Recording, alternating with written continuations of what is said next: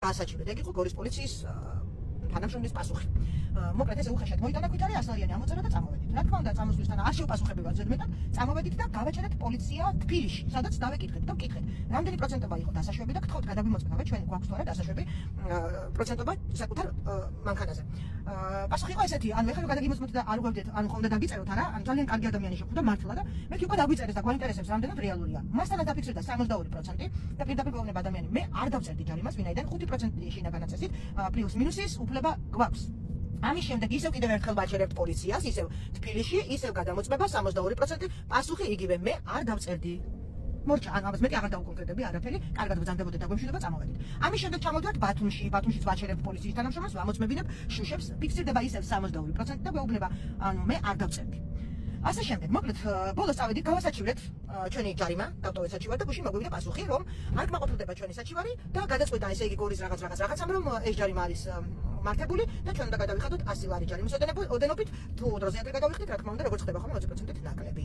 მოკლედ, ეს დაიმახსოვრეთ ერთი რამ, თუ მაგალითად დასაშვებია 60%-მდე ან 60%-იც კი და პლუს მინუს 5 აქვთ, ერთ დღეს თქვენ როდესაც მოძრაობთ საქართველოს ტერიტორიაზე, შეიძლება გორში ვიღაცას არ მოეწონოს თქვენი მანქანა და ადგილზე უბრალოდ დაგიწეროთ ჯარიმა, რომელსაც ვერანაირად ვერც აპროტესტებთ და ვერც ცვლით, უბრალოდ ბიუჯეტში შეგაქვთ 100 ლარი და ის თავის ასიკეთოთ იწერს პროცენტს ჯარიმიდან გამომდინარე. ასე რომ ეხლა თქვენ თვითონ დაარქვით ამას, რა ქვია, ადამიანების მოტყილება, რომ დასაშვებია ეს პროცენტობა, შემდეგ ის რომ უბრალოდ პოლიციას რაც მოესურვება იმას იზამს და როგორც მოესურვება ისე დაწერს ჯარიმას, თუ უბრალოდ მე ვარ კანონდამღვევი და ესე შემდეგ. არ ვიცი, მოკლედ მე ძალიან მინდა რომ დავარქვა ყველაფერს თავისი სახელი.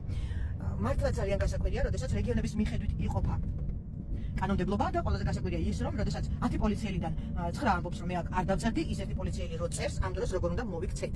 ან რატო გვარგვევინებთ თქვენი ნებით და თქვენი სურვილით ამ კანონს, ან საერთოდ რატო არ ხდება ყველაფრის კონტროლი და რატო არის ესე მიშვებული ყველა პოლიციელი და როგორც უნდათ და რაც უნდათ იმას რატო აკეთებს პოლიციელები, მართლა საინტერესოა. პოლიცია რომელიც ერთ დროს ადამიანებზე იმედებოდა, დღეს ყველანაირად მოძალადეები გამოდიან როგორც ძალადობით, კარგად ნახეთ გუშინდელი კადრები, ასევე ფსიქოლოგიურად ძალადობენ ადამიანებზე და ასევე ჯარიმებითაც, იმიტომ რომ 100 ლარი დღეს მართლა არ არის პატარა თანხა იმისთვის რომ ადამიანმა უბრალოდ და გადაიხადო. იმაში, რასაც თვითონ გეუბნებიან, რომ დასაშვებია. მე კიდევ ერთხელ ვიტყვი, მე გადავამოწმე ყველაფერი, აბსოლუტურად სანამ ფილს გავაკრავდი, ასევე დავეკითხე იმ ადამიანს, ვინც გამიკრა, მას შემდეგაც დაურეკე ამ ადამიანზე შოკში იყო, იმიტომ რომ ნახევარზე მეტი ბათუმი ჩემი გაკრულია და თბილისიც კი, როდესაც ჩამოდიან ზღვაზე დასასვენებლად აქ ჩვენთან და რატომ მოხდა ეს, მართლა ვერ გამიგია. ანუ უბრალოდ ესეთი უხეშად რომ ვთქვათ, ხოში ქონდა ამ პოლიციელს, რომ დაეწერა ჯარიმა და დაწერა ჯარიმა, მეტი არაფერი. ანუ ერთ დღეს თქვენ როდესაც წამოყავთ დასასვენებლად ბათუმში, შეიძლება გორის პოლიციის იმ თანამშრომელს, რომელმაც მე დამიწერა ჯარიმა, არ მოეწონოთ და ასე ადგეს და დაგიწეროთ თქვენს ჯარიმა, ვერც გაასაჩერებთ და უბრალოდ რამდენი ასეთი 100 ლარი შევა ბიუჯეტში არავინ არ იცის. ყველაფერი არის სრულიად უკონტროლო ამ ქვეყანაში სამწუხაროდ. ეს არის ჩემი დასკვნა. ეხლა კი ველოდებით თქვენს დასკვნებს, თქვენ რა სიტყვის ამასთან დაკავშირებით.